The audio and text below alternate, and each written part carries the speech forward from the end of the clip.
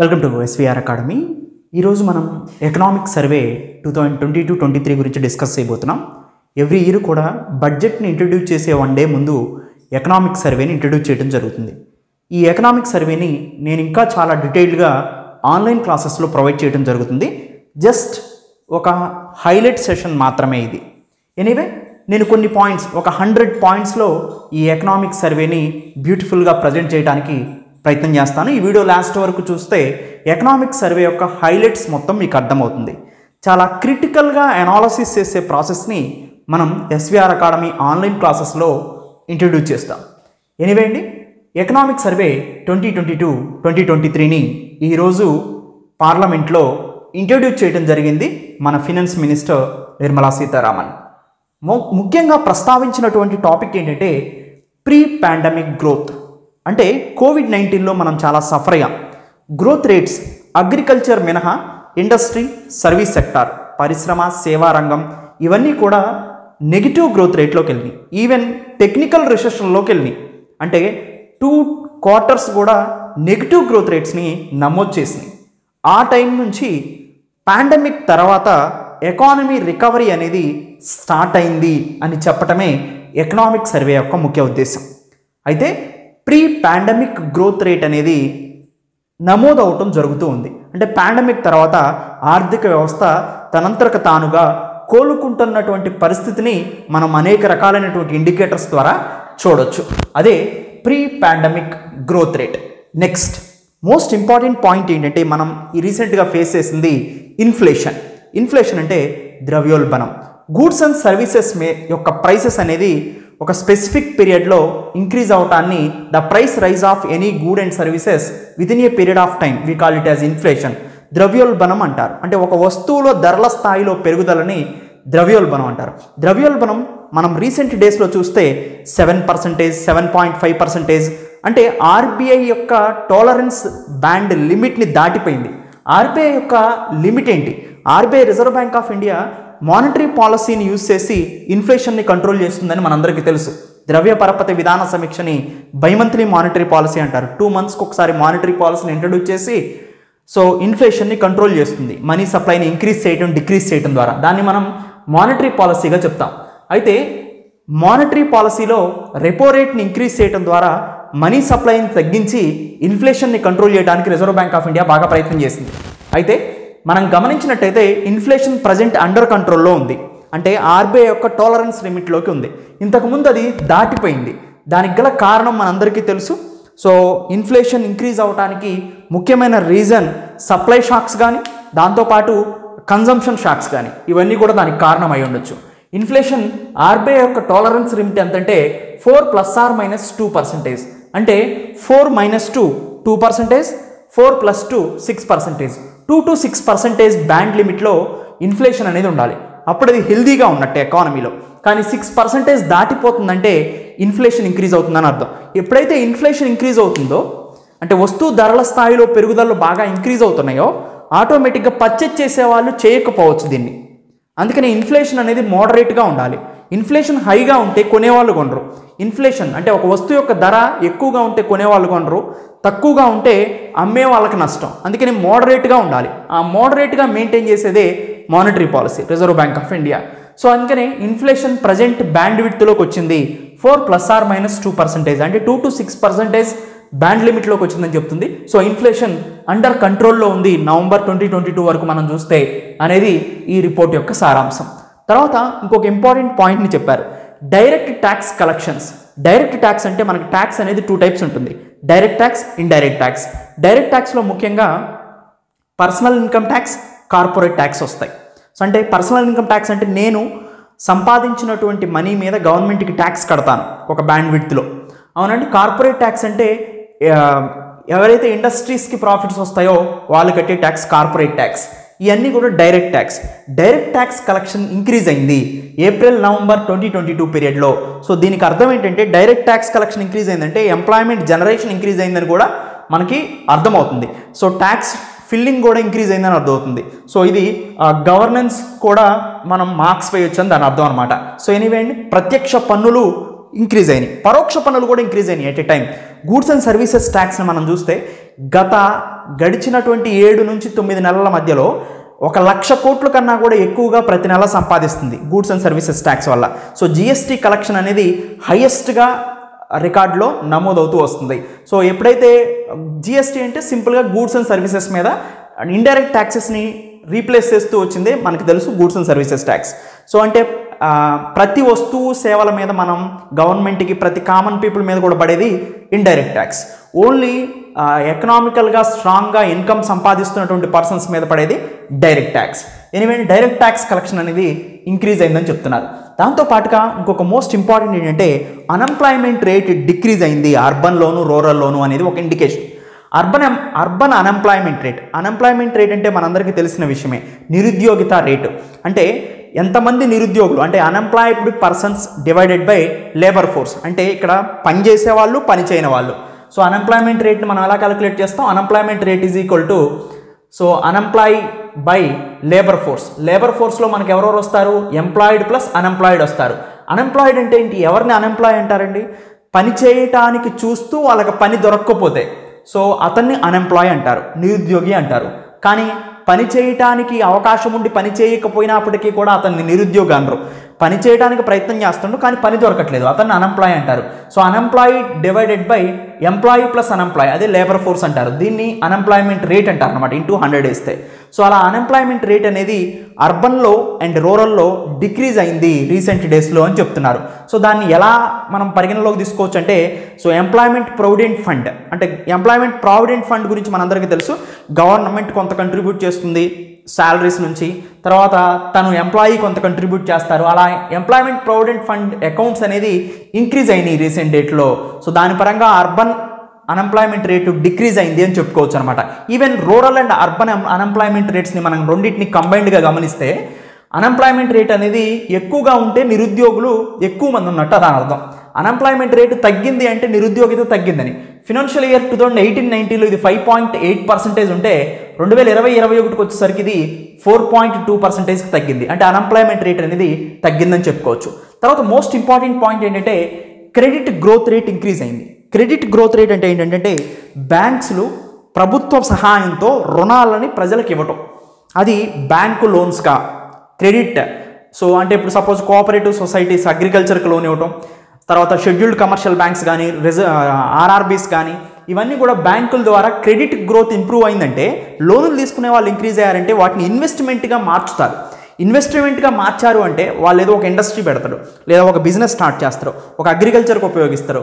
So ఇలా ఉపయోగించడం వల్ల ఈ 3 సెక్టార్స్లో కూడా అగ్రికల్చర్, ఇండస్ట్రీ, సర్వీస్ సెక్టార్లో క్రెడిట్ గ్రోత్ ఇంక్రీజ్ అయింది అని గవర్నమెంట్ చెప్పిందంటే లోన్స్ తీసుకున్న వాళ్ళు ఎక్కువయ్యారు. లోన్స్ తీసుకున్నారు అంటే వాళ్ళు అక్కడొక్కడే ఇన్వెస్ట్ చేస్తారు. ఇన్వెస్ట్ చేశారంటే ఒక బిజినెస్ స్టార్ట్ అయింది, అది అగ్రికల్చర్లో కానీ, ఇండస్ట్రీలో కానీ, సర్వీస్లో కానీ. ఆటోమేటిక్గా ఎంప్లాయ్మెంట్ ఇంక్రీజ్ అవుతుంది. So GDP growth rate increase అవడానికి కూడా అవకాశం ఉంటుందన్నమాట. సో అలా క్రెడిట్ గ్రోత్ రేట్ కూడా ఇంక్రీజ్ అయింది అని చెప్తున్నారు ఈ ఎకనామిక్ సర్వేలో. తర్వాత మోస్ట్ ఇంపార్టెంట్ ఏంటంటే non food credit of take, అంటే ఓన్లీ క్రెడిట్ ఎక్కువగా మనం గమనించినట్టయితే అగ్రికల్చర్కి 17%, ప్రయారిటీ సెక్టార్ లెండింగ్ అని ఉంటుంది.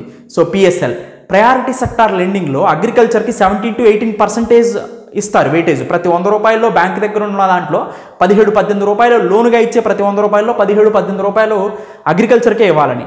అలా నాన్ ఫుడ్ అంటే ఓన్లీ ఫుడ్ ఐటమ్సే కాకుండా మిగతా వాటి మీద ఇచ్చేటువంటి లోన్స్ కూడా ఇంక్రీజ్ అయినాయి షెడ్యూల్ కమర్షియల్ బ్యాంక్లో ఏప్రిల్ 2022 నుంచి చూసినట్టయితే. అంటే ఓన్లీ ఫుడ్ బిజినెస్లే కాకోకుండా అదర్ బిజినెసెస్ కోసం కూడా క్రెడిట్ గ్రోత్ రేట్ అనేది ఇంప్రూవ్ అయిందని చెప్పుకోవచ్చు. తర్వాత most important gross non performing assets అనేది డిక్రీజ్ అయినాయి. నాన్ పెర్ఫార్మింగ్ అసెట్స్ అంటే మనందరికీ తెలుసు.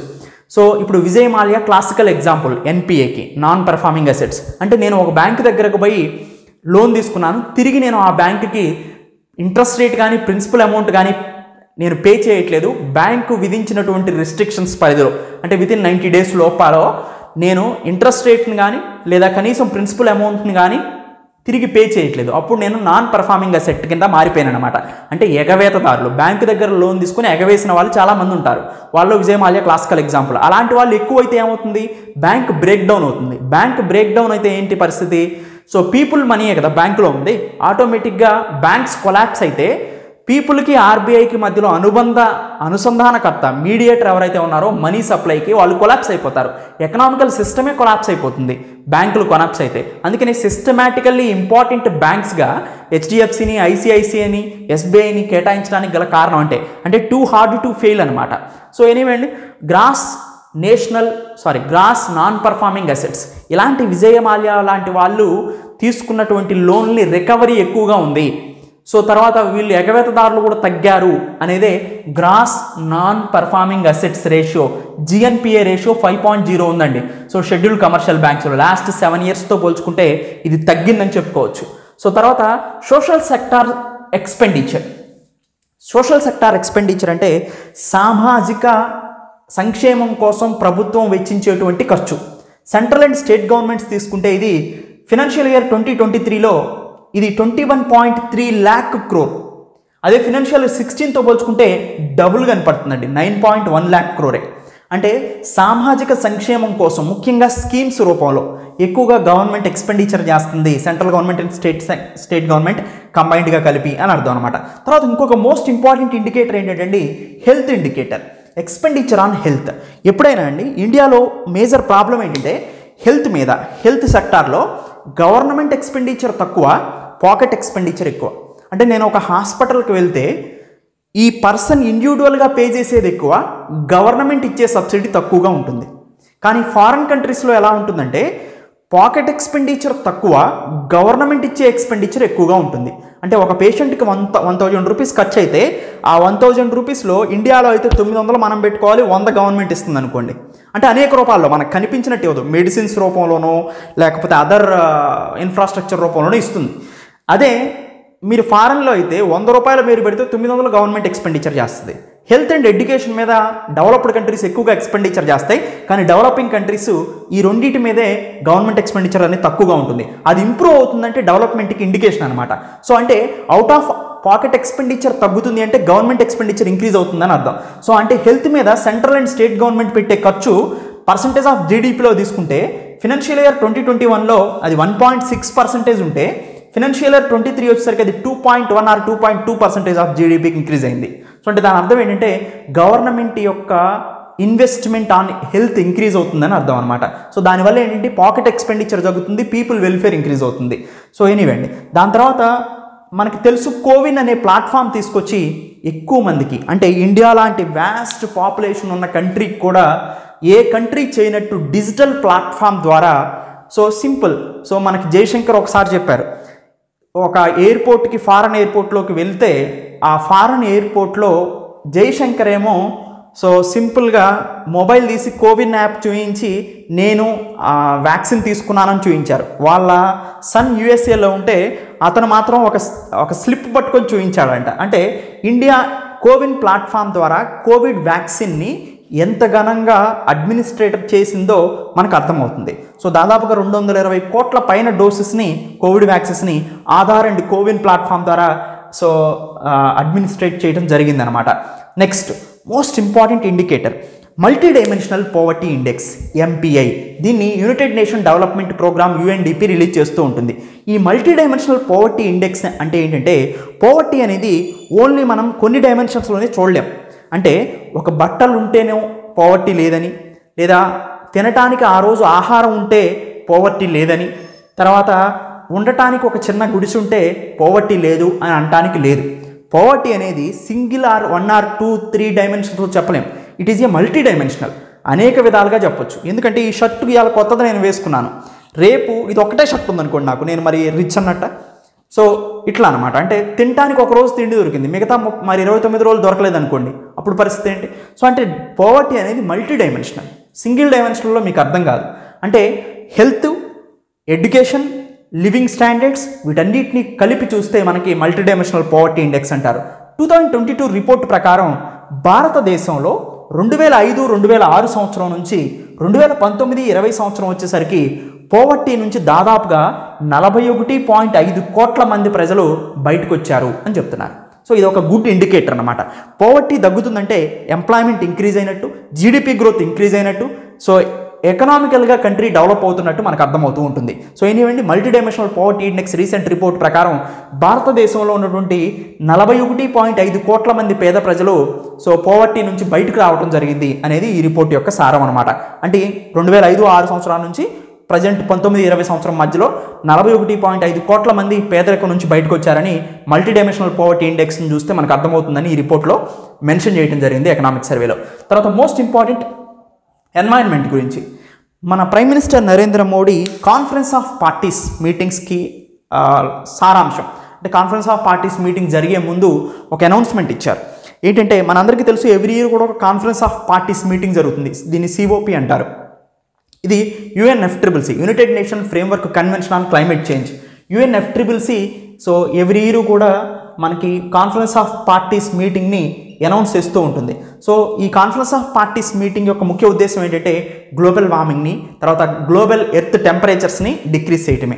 సో ఎప్పుడు కూడా conference of parties 3 Kyoto protocol కానీ, conference of parties 21 Paris pact కానీ వీటి యొక్క సారాంశం ఒకటే. ఎర్త్ యొక్క టెంపరేచర్ ప్రీ ఇండస్ట్రియల్ లెవెల్తో పోల్చుకుంటే 1.5 to 2 డిగ్రీ సెంటిగ్రేడ్ 2100 వచ్చేసరికి మెయింటైన్ చేయాలి. కానీ ఎప్పుడైతే గ్లోబల్ టెంపరేచర్స్ ఇంక్రీజ్ అవుతుందో గ్లోబల్ వార్మింగ్ ఇంక్రీజ్ అవుతుంది, గ్రీన్ హౌస్ గ్యాసెస్ వల్ల గ్లోబల్ టెంపరేచర్స్ అనేది ఇంక్రీజ్ అవుతున్నాయి. సో అందుకనే నెట్ జీరో ఎమిషన్స్ని టార్గెట్గా ఇండియా 2017 పెట్టుకుంది.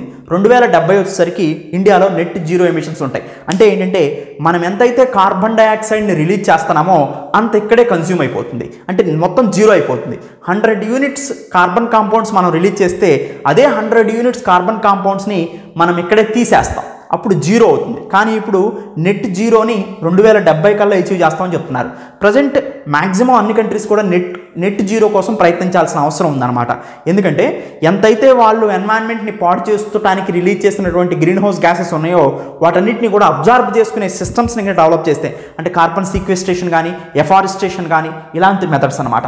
So anyway net zero emissions India యొక్క టార్గెట్ 2070. So most important. దాంతోపాటు లైఫ్ అనే ఒక జీవన విధానాన్ని తీసుకొచ్చారు.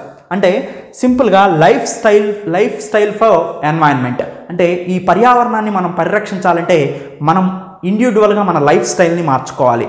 అంటే సపోజ్ క్యారీ బ్యాగ్స్ మనకు తెలిసి ఉపయోగిస్తాం, ప్లాస్టిక్ని మనం తెలిసి ఉపయోగిస్తాం. ఇలాంటి ఎన్వైరన్మెంటల్ ఫ్రెండ్లీ కాని బట్టి వాటిని ఉపయోగించడం వల్ల మనం ఎన్వైరన్మెంట్ని డ్యామేజ్ చేస్తూ ఉన్నాం. సో అందుకని ఎన్వైరన్మెంట్ని డ్యామేజ్ చేయకోకుండా ఉండాలంటే మన లైఫ్ స్టైల్లో మార్పులు జరగాలి. సో అదే లైఫ్ అనే ఒక స్లోగన్ని కూడా ప్రైమ్ మినిస్టర్ నరేంద్ర మోడీ ఇవ్వడం జరిగిందనమాట.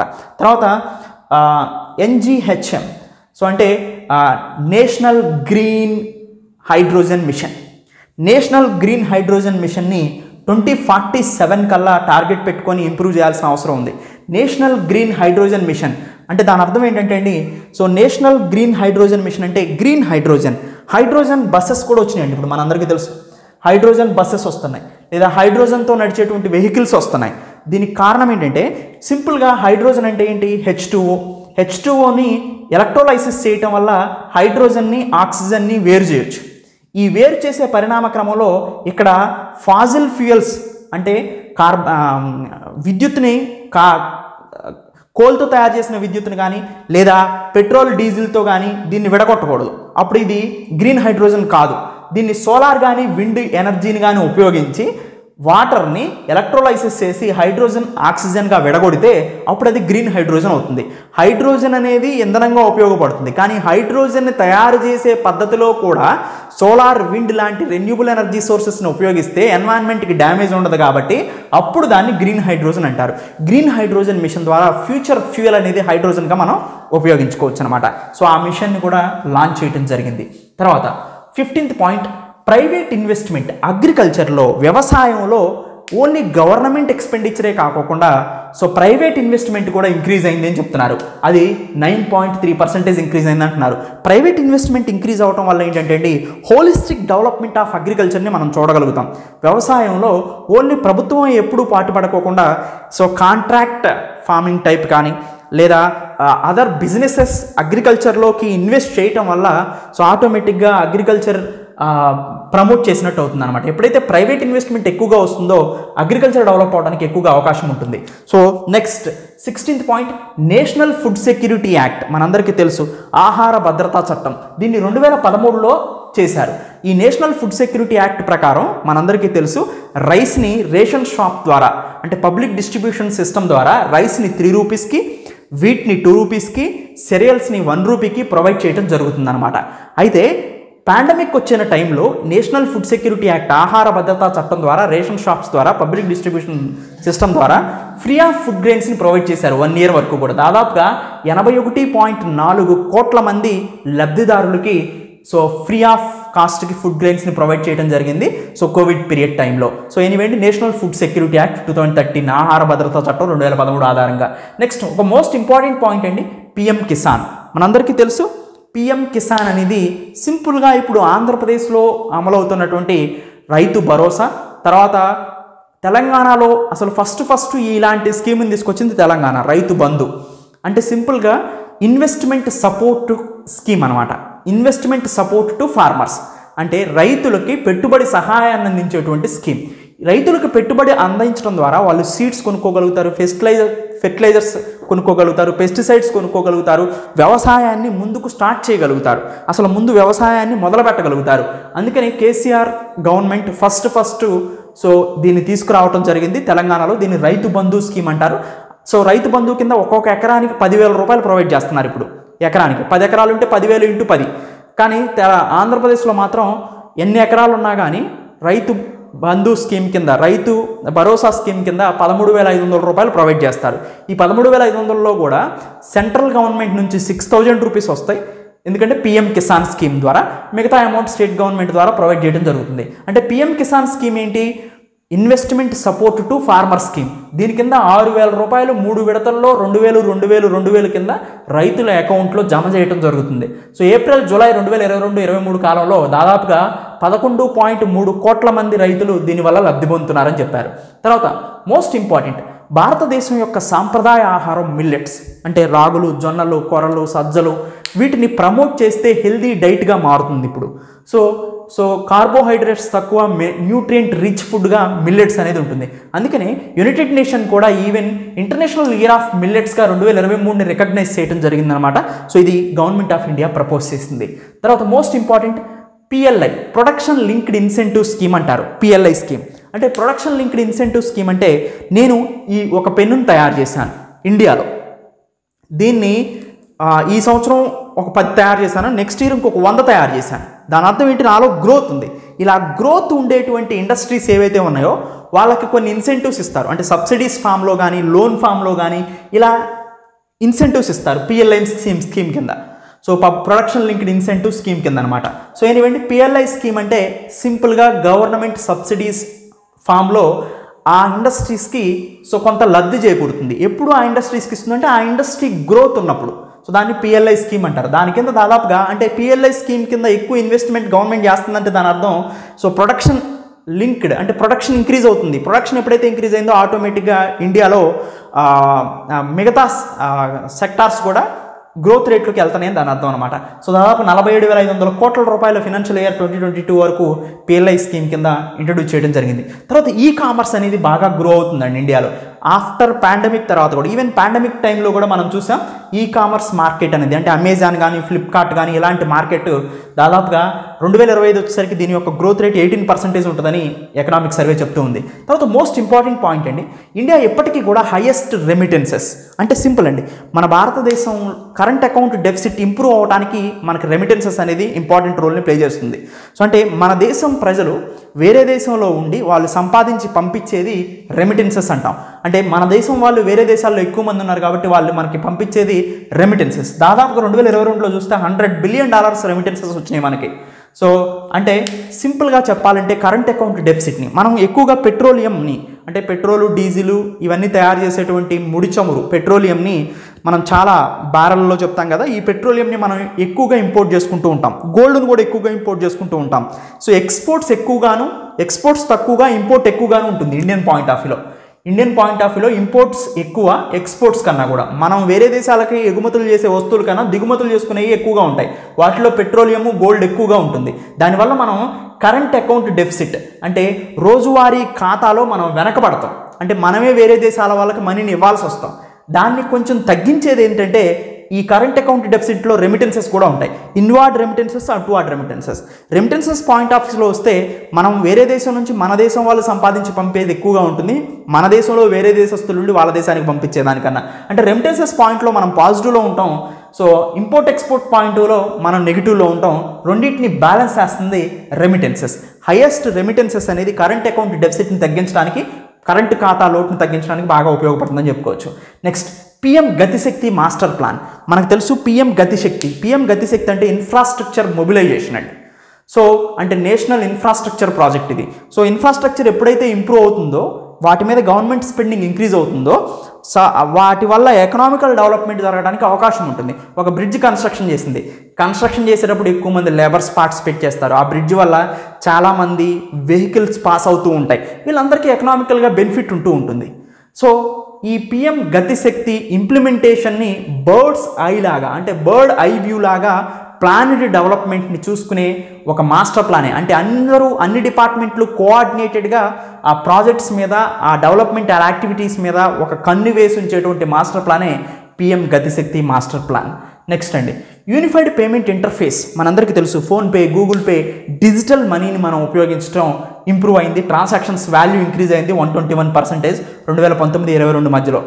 నెక్స్ట్ ఎనివేండి తర్వాత GDP growth rate, gross domestic product, స్థూల దేశీయోత్పత్తి. మనందరికీ తెలుసు అండి, ఇంతకుముందు ఇప్పుడు 100 రూపాయలు ఉంటే నెక్స్ట్ ఇయర్ 106 రూపాయలు అయితే గ్రోత్ రేట్ ఎంత అంటే 6 రూపాయలు పెరిగింది. అంటే ప్రతి 100 రూపాయలకి 6 రూపాయలు అదనపు సంపాదనని పెంచుకున్నామని అర్థం.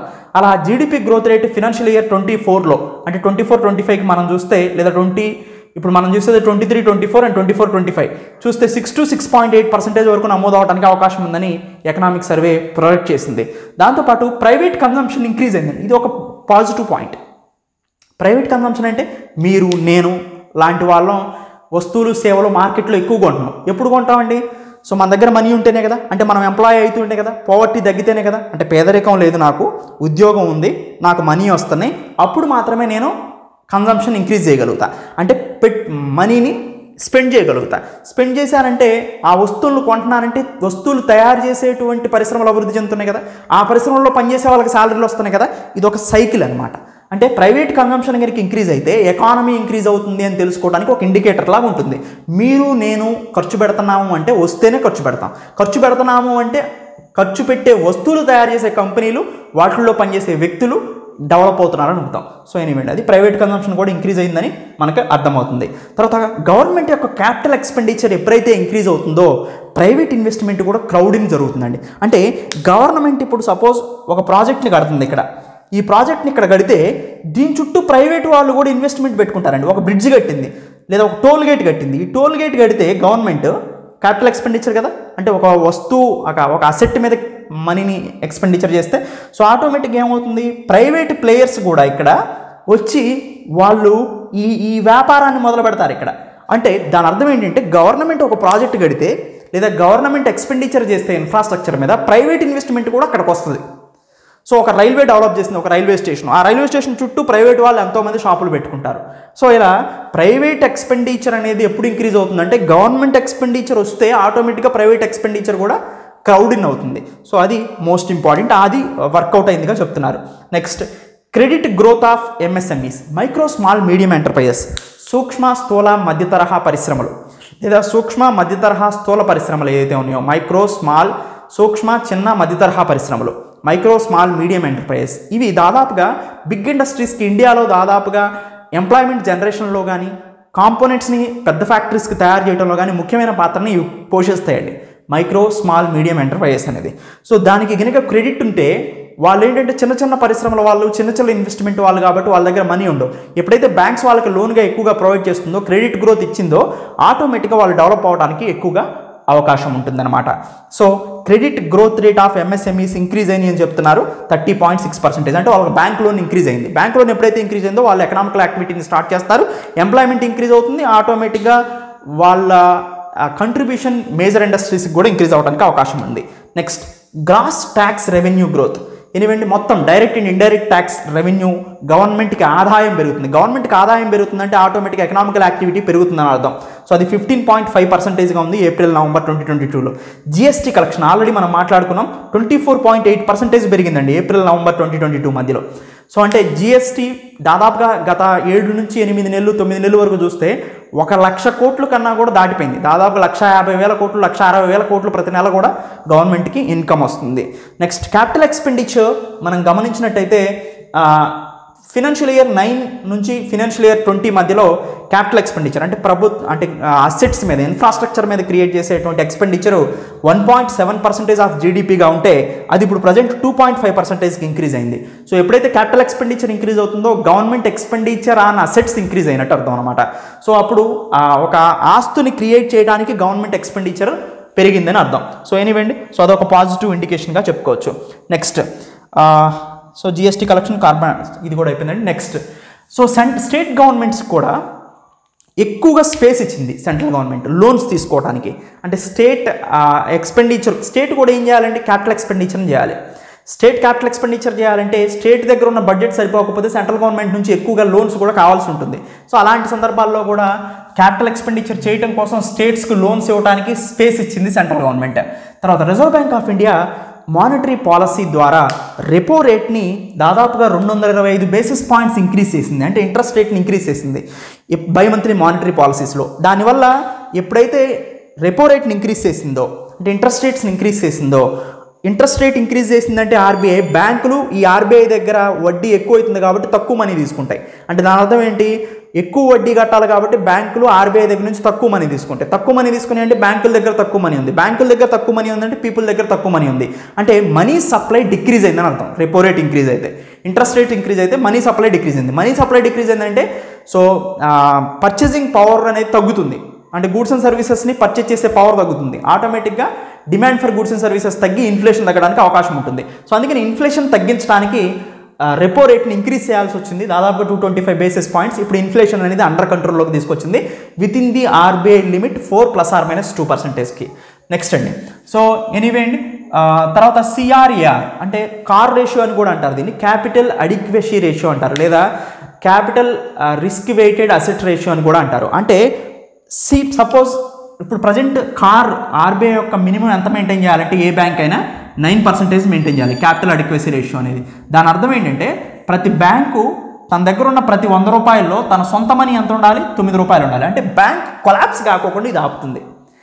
అంటే బ్యాంకు కొలాప్స్ కాకోకుండా అంటే ఇప్పుడు సపోజ్ బ్యాంక్ దగ్గర 100 రూపాయలు ఉన్నాయి, ఈ 100 రూపాయలు పీపుల్ మనీ అనుకోండి, ఈ 100 రూపాయలని లోన్గా ఇచ్చేసింది అనుకోండి, ఆయన తిరిగి పే చేయలేదు అనుకోండి, పీపుల్ వచ్చి అడిగినప్పుడు ఇవ్వడానికి ఏమీ లేదు.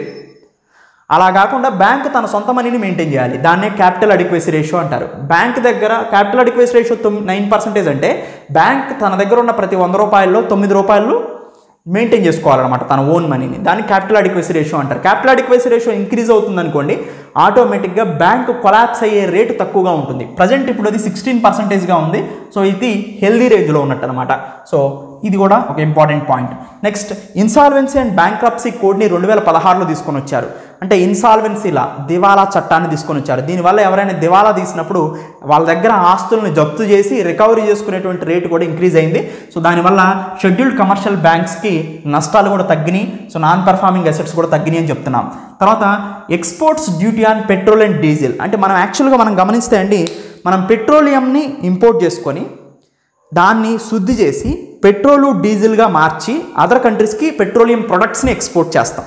సో అందుకని ఎక్స్పోర్ట్ చేసేటప్పుడు వాటి మీద ట్యాక్స్లు కనుక తక్కువగా ఉన్నాయి అనుకోండి, ఆటోమేటిక్గా ఎక్స్పోర్ట్ చేసే వాళ్ళకి ప్రాఫిట్స్ రావడానికి అవకాశం ఉంటుందన్నమాట. అందుకని సో ఎక్స్పోర్ట్ డ్యూటీని తగ్గించడం జరిగింది పెట్రోల్ డీజిల్ మీద, అంటే పెట్రోలియం ప్రొడక్ట్స్ మీద.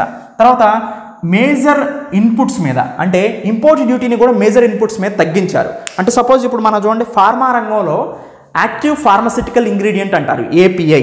అంటే ఒక ట్యాబ్లెట్ తయారు చేయాలంటే దానికి రా ఇంగ్రీడియంట్ ఉంటుంది, అది మనం ఎక్కువగా అదర్ కంట్రీస్ నుంచి ఇంపోర్ట్ చేసుకుంటూ ఉంటాం. అలా ఇంపోర్ట్ చేసుకునేటప్పుడు వాటి మీద ఇంపోర్ట్ డ్యూటీ అనేది తక్కువగా ఉంటే మనం ఇక్కడ మెడిసిన్స్ తయారు చేయడానికి ఎక్కువ అవకాశం ఉంటుంది. అలాంటి ఇంపోర్ట్స్ మీద ఇంపోర్ట్ డ్యూటీ తగ్గించామని చెప్తున్నారు. దాంతోపాటు ఐరన్ ఓర్ మీద ఎక్స్పోర్ట్స్ ట్యాక్స్ వెయిట్, అంటే ఇప్పుడు మన దగ్గర ఐరన్ ఓర్ ఉంది, దీన్ని అదర్ కంట్రీస్కి ఎక్స్పోర్ట్ చేస్తే ఇక్కడ ఐరన్ స్టీల్ మ్యానుఫ్యాక్చరింగ్ తగ్గిద్ది.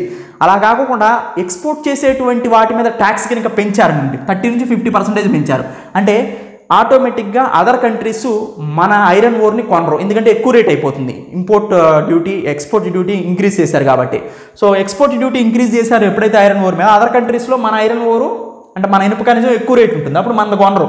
మన కొనకపోతే ఇక్కడే వీళ్ళు అమ్ముతారు మనకి, అప్పుడు ఇక్కడే స్టీల్ మ్యానుఫ్యాక్చరింగ్ ఇంక్రీజ్ అవుతుంది. సో అందుకని ఉద్దేశంతో ఎక్స్పోర్ట్ డ్యూటీ మీద, ఐరన్ ఓర్ మీద ఎక్స్పోర్ట్ ట్యాక్స్ అనేది ఇంక్రీజ్ చేయడం జరిగింది 30 to 50%. తర్వాత మన దగ్గర లేనటువంటి ఇంపార్టెంట్ ఆయిల్స్, అది ఆయిల్ సీడ్స్ కానివ్వండి లేదా దాంతోపాటు క్రూడ్ ఆయిల్ కానివ్వండి, వాటి మీద బేసిక్ కస్టమ్ డ్యూటీని తగ్గించడం జరిగింది. క్రూడ్ ఆయిల్ మీద కానీ, రిఫైన్డ్ పామ్ ఆయిల్ మీద కానీ, సోయాబీన్ ఆయిల్, సన్ఫ్లవర్ ఆయిల్, వీటి మీద బేసిక్ కస్టమ్ డ్యూటీని తగ్గించారు.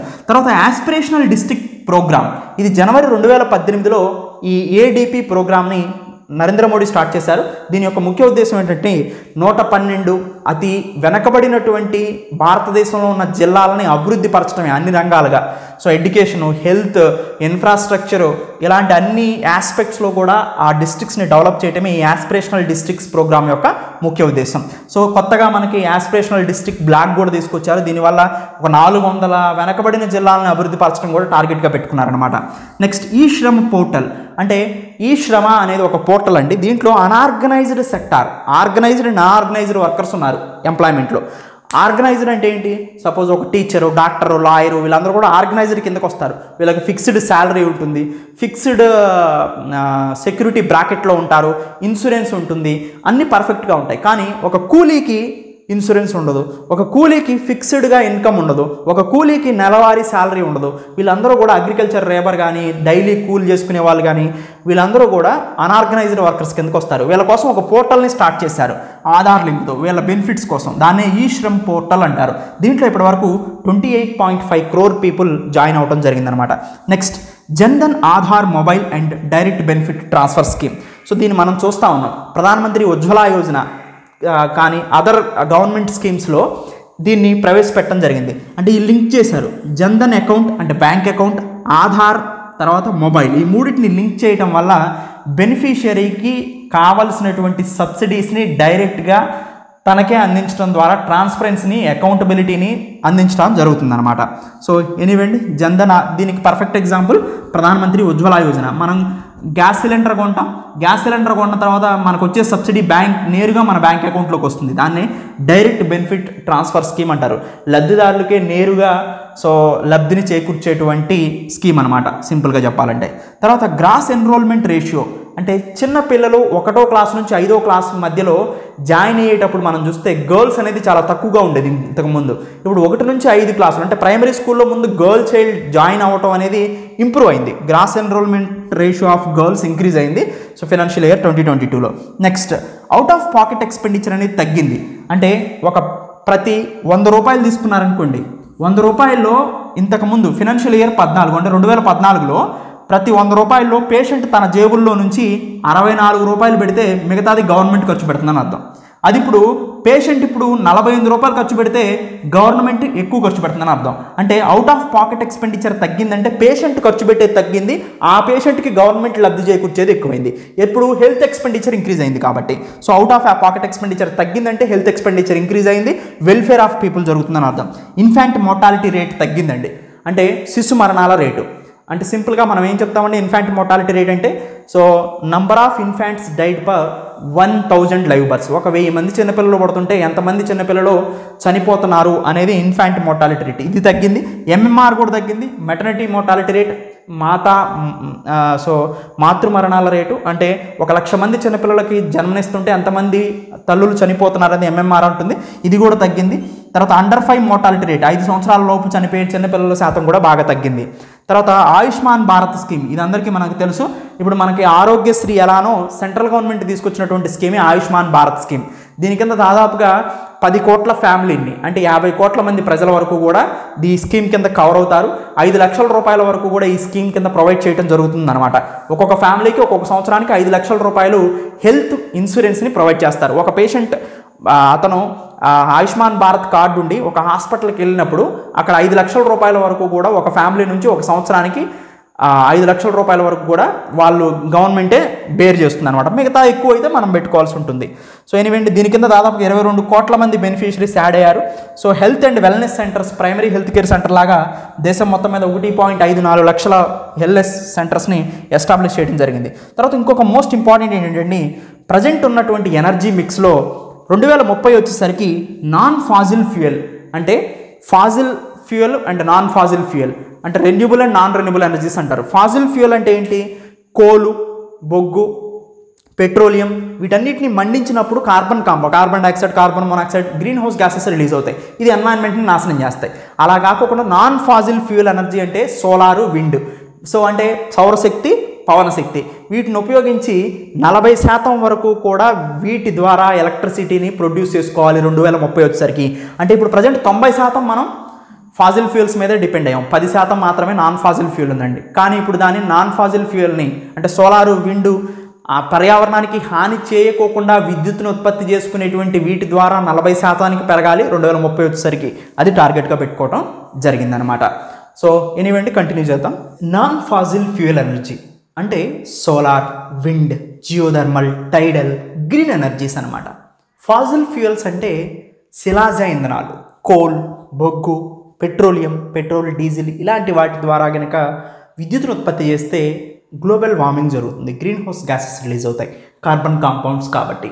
సోలార్, విండ్ ద్వారా గ్రీన్ ఎనర్జీ రిలీజ్ అవుతుంది, ఎటువంటి ఉద్గారాలు రిలీజ్ కావు, ఎమిషన్స్ ఏమీ రిలీజ్ కావు. అందుకని ఇండియా టార్గెట్ 2030 కల్లా 500 గిగావాట్ల నాన్ ఫాజిల్ ఫ్యూయల్ ఎనర్జీగా పెట్టుకుంది. అంటే కోల్ కాకోకుండా, పెట్రోలియం కాకోకుండా, శిలాజ ఇంధనాలు కాకోకుండా ఎన్వైరన్మెంట్ని పాడు చేయనటువంటి ఇంధనాల లక్ష్యం అంటే రెన్యూబుల్ ఎనర్జీస్ యొక్క లక్ష్యం 500 గిగావాట్లుగా పెట్టుకుంది. అయితే 2014-15 నుంచి 2029-30 మధ్యలో ఇది కనుక ఇంప్లిమెంట్ చేస్తే ఎమిషన్స్, ఉద్గారాలు భారతదేశం 29% తగ్గించగలుగుతుంది 2005 లెవెల్తో పోల్చుకున్నప్పుడు.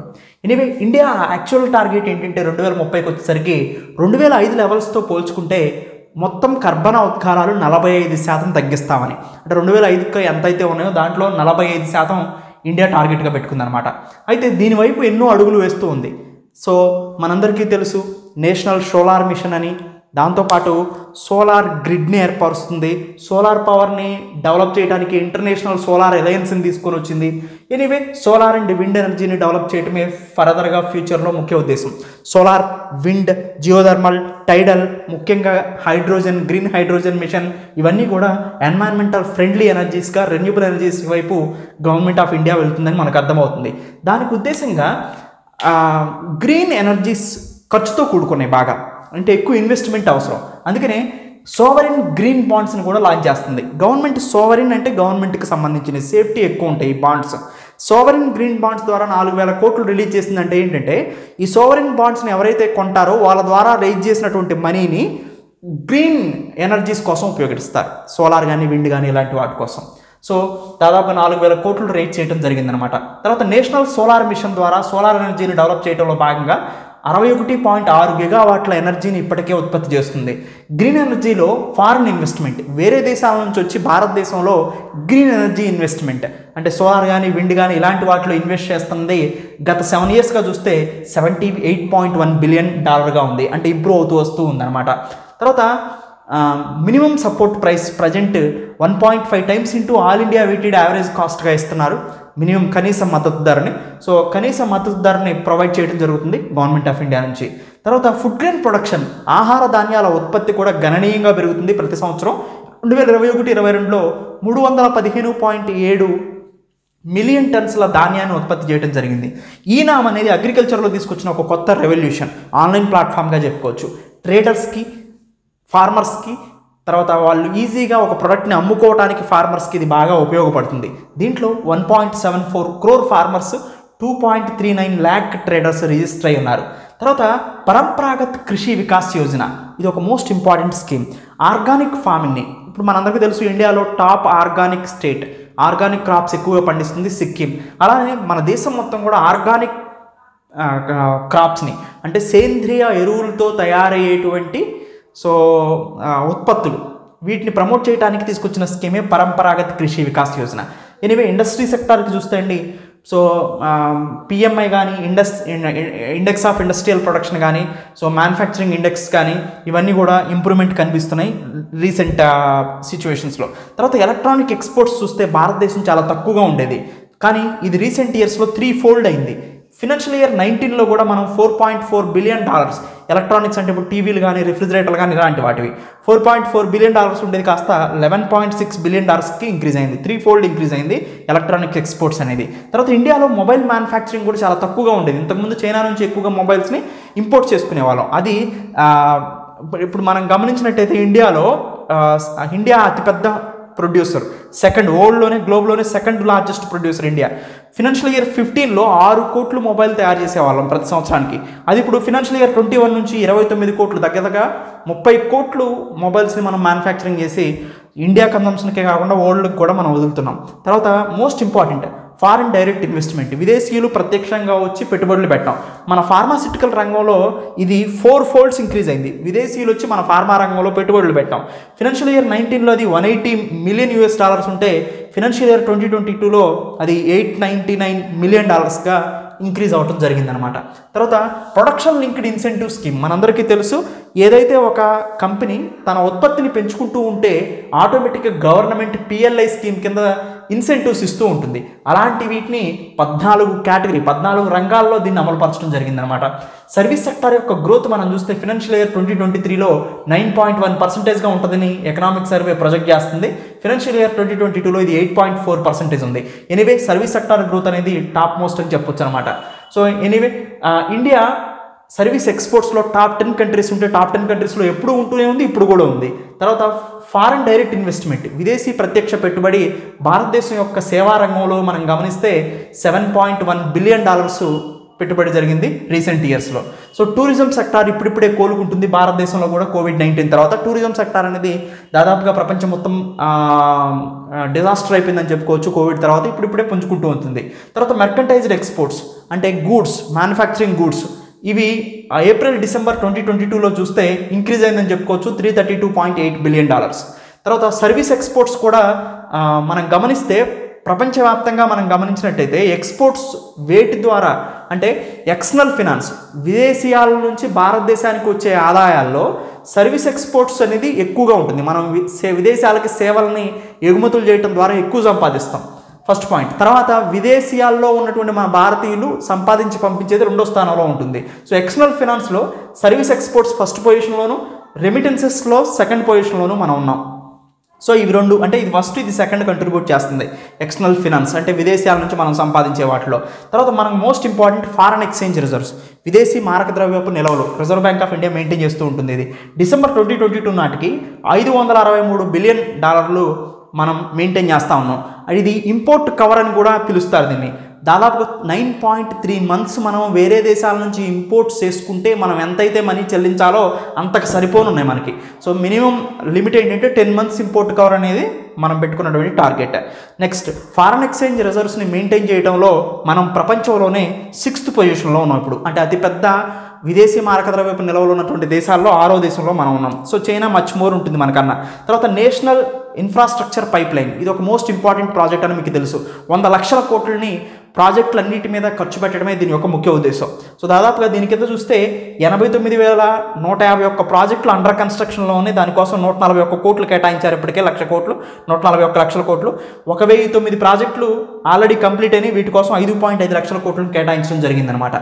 ఎనీవే నెక్స్ట్ సోలార్ పార్క్స్ 16 రాష్ట్రాల్లో 59 సోలార్ పార్క్స్ని 40 గిగావాట్లు అచీవ్ చేయడం కోసం so government of India sanction చేయడం జరిగింది. హైవే కన్స్ట్రక్షన్లో కూడా చాలా ఇంప్రూవ్మెంట్ కనిపిస్తుంది. ఫినాన్షియల్ ఇయర్ 16లో 6,061 కిలోమీటర్ల కన్స్ట్రక్షన్ చేస్తే ఆ సంవత్సరంలో, ఇప్పుడు ఈ సంవత్సరం వచ్చేసరికి దాదాపుగా 10,457 కిలోమీటర్లు ఈ సంవత్సరంలో కన్స్ట్రక్షన్ చేసింది. తర్వాత కిసాన్ రైల్స్ అనే కొత్త వాటిని తీసుకొచ్చి పెరిషబుల్ గూడ్స్ ఏవైతే ఉంటాయో టొమాటో కానీ ఇలాంటివి చెడిపోయాయి త్వరగా, వీటిని రైతుల దగ్గర నుంచి ఒక దగ్గరికి ట్రాన్స్పోర్ట్ చేయడం కోసం ఈ కిసాన్ రైల్స్ బాగా ఉపయోగపడినాయి. మనం చూస్తే 2,359 కిసాన్ రైల్స్లో దాదాపుగా 7.91 లక్షల పెరిషబుల్ గూడ్స్ని తరించడం జరిగిందనమాట. ఉదాన్ స్కీమ్ మనందరికీ తెలుసు, ఉడే దేశ్కే ఆమ్ నాగరిక్ అంటారు. సో దీని కింద సబ్సిడీస్ ప్రొవైడ్ చేస్తారు పూర్ ప్యాసింజర్స్ అంటే లోకల్ పీపుల్ కూడా అంటే కామన్ పీపుల్ కూడా ఎయిర్ ప్యాసింజర్స్గా మారడం కోసం. సో దాదాపుగా 1 crore ప్యాసింజర్స్ కన్నా ఎక్కువగా ఈ ఉడాన్ స్కీమ్ కింద లబ్ధి పొందారని చెప్తున్నారు. మేజర్ పోర్ట్స్ ఇప్పుడు మనకి పోర్ట్లు నౌకాశ్రయాలు చూస్తే 13-14 నౌకాశ్రయాలు ఉన్నాయి. ఇది లాస్ట్ 8 yearsలో డబుల్ అయింది. తర్వాత ఇన్లాండ్ వెసల్స్ యాక్ట్ 2021ని కొత్తగా ఇంట్రడ్యూస్ చేయడం జరిగింది. దీనివల్ల ఇన్లాండ్ వాటర్ ట్రాన్స్పోర్ట్ అంటే నేషనల్ వాటర్ వేవ్స్ మనందరికీ తెలుసు. నేషనల్ వాటర్ వేవ్ 1 అనేది గంగా రివర్లో వస్తూ ఉంది. సో అలహాబాద్ నుంచి హల్దియా వరకు. సో వీటన్నిటిని కూడా నేషనల్ వాటర్ వేవ్స్ గంగా నదిలో కానీ, గోదావరిలో కానీ, కృష్ణా కానీ, పెన్నా కానీ ఇలాంటి నదులన్నింటిలో నేషనల్ వాటర్ వేవ్స్ రావాలంటే ఈ యాక్ట్ అనేది మోస్ట్ ఇంపార్టెంట్ అనమాట. ఇన్లాండ్ వాటర్ ట్రాన్స్పోర్ట్ని ఇంప్రూవ్ చేయాలి. అప్పుడు ఆటోమేటిక్గా ట్రాన్స్పోర్టేషన్ ఖర్చు తగ్గి రోడ్డు ట్రాన్స్పోర్టేషన్ కన్నా rail transport cheap, rail transport కన్నా వాటర్ ట్రాన్స్పోర్టేషన్ చీప్ కాబట్టి సో ఇన్లాండ్ వాటర్ ట్రాన్స్పోర్ట్ని గవర్నమెంట్ ఆఫ్ ఇండియా ప్రమోట్ చేయదలుచుకుంది. ఎనీవే అండి, ఒక కాంప్రహెన్సివ్గా ఒక స్మార్ట్ వేలో షార్ట్ కట్గా నేను దీన్ని ప్రొడ్యూస్ చేయడం జరుగుతుంది. ఇది ఒక హైలైట్స్ మాత్రమే. నేను ఒక్కొక్క దాని గురించి చాలా డీటెయిల్డ్గా ఒక్కొక్క సెక్టార్ గురించి ఆన్లైన్ క్లాసెస్లో చాలా డీటెయిల్డ్గా డిస్కస్ చేస్తాను. ఇవి జస్ట్ హైలైట్స్ మాత్రమే, కానీ మేజర్ ఇన్ఫర్మేషన్ నేను ప్రొవైడ్ చేశాను. సో మొత్తం కవర్ చేసినట్టే, కానీ ఇంకా దాని గురించి మెయిన్స్ ఆన్సర్ రైటింగ్స్లో కానీ సో మిగతా డీప్ అనాలిసిస్ కోసం మీరు ఆన్లైన్ క్లాసెస్ చూడండి. Thank you. Have a nice day.